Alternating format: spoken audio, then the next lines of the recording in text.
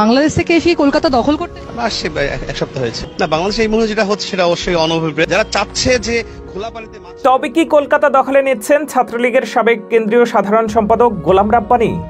নানা জল্পনা শেষে দেখা মিলল তার। শোনা যাচ্ছিল হাসিনা পতনের পর তিনি ভারতে পালিয়ে গিয়েছিলেন।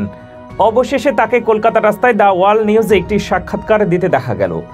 সেখানে তাকে দেশের বিরুদ্ধে নানা গুজব ছড়াতে শোনা যায়।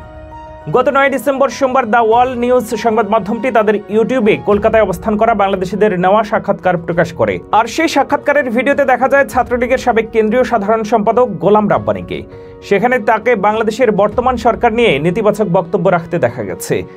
বাংলাদেশের পক্ষ থেকে কলকাতার দখলের হুঁশিয়ারি বিষয়বস্তু নিয়ে কলকাতা শহরের রাস্তায় চলাচল করা বাংলাদেশিদের ধরে ধরে বক্তব্য নিতে থাকে সংবাদ মাধ্যমটির সাংবাদিক। এমন সময় রাস্তায় ওই সাংবাদিকের ক্যামেরায় চলে আসেন গোলাম রাব্বানী।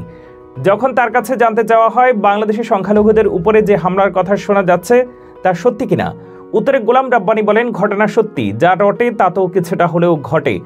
বাংলাদেশিরা কলকাতা দখল করছে কিনা প্রশ্ন করা হলে তিনি বলেন, কলকাতায় আমি এসেছি 1 সপ্তাহ হয়েছে।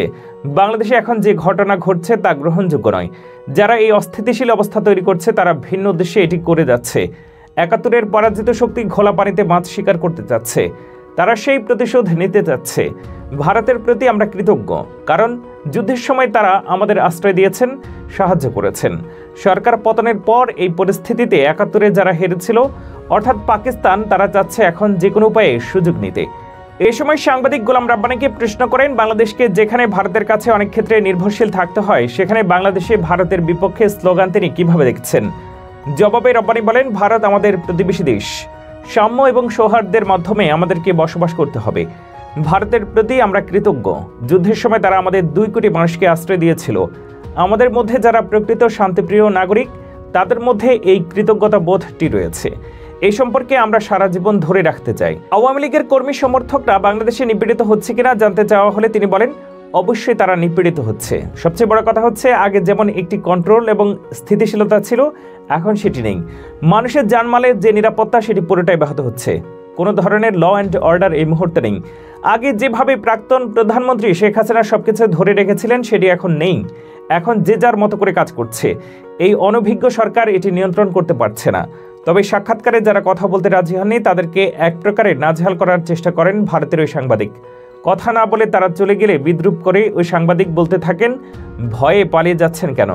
এদিকে সাক্ষাৎকারের ওই ভিডিওতে গোলাম রাব্বানীকে ছাত্রলীগের সাবেক কেন্দ্রীয় সাধারণ সম্পাদক হিসেবে অনেকে শনাক্ত করেছেন। একজন লিখেছেন, পলাতক অভিযুক্ত আওয়ামী লীগারদের ধরে ধরে ইন্টারভিউ নিচ্ছে। আরেকজন লিখেছেন, বাংলাদেশ ছাত্রলীগের সাবেক কেন্দ্রীয় সাধারণ সম্পাদক গোলাম রাব্বানী, তিনি এই ধরনের কথা বলবেন, এটাই তো স্বাভাবিক। উল্লেখ্য, সরকার পতনের পর গোলাম রাব্বানীর মতো আওয়ামী লীগের অনেক নেতাকর্মী ভারত সহ অন্যান্য দেশে পালিয়ে গেছেন। যারা গেছে সীমান্ত দিয়ে দেশ ত্যাগ করা ব্যক্তিরা যশোর, ব্রাহ্মণবাড়িয়া, কুমিল্লা, হবিগঞ্জ, সিলেট, দিনাজপুরের হিলি ও পঞ্চগড়ের বাংলাবান্ধা সীমান্ত ব্যবহার করেছেন। সীমান্ত পার হয়ে তারা ভারতের ত্রিপুরা, আগরতলা, আসাম ও মেঘালয় রাজ্যে অবস্থান নিয়েছেন।